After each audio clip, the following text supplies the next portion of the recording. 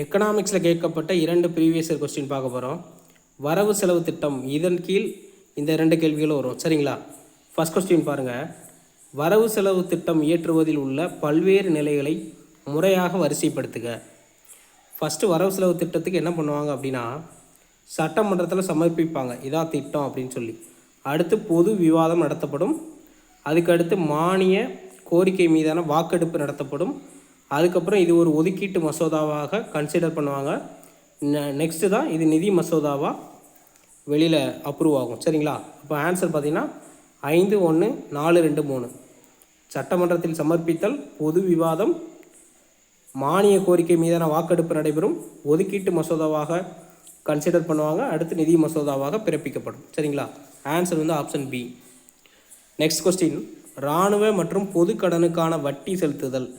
Already இந்தியாவில் இருக்கிற இராணுவம் மற்றும் பொதுக்கடன், இந்தியா மீதான கடனுக்கு வந்து வட்டி செலுத்துவாங்க. அதை வந்து எக்கனாமிக்ஸில் என்ன சொல்லுவாங்கன்னா வளர்ச்சியற்ற செலவு. இதனால் எந்த வளர்ச்சியும் இல்லை அப்படிங்கிற மீன் பண்ணி வளர்ச்சியற்ற செலவு இது பேர். தேங்க்யூ.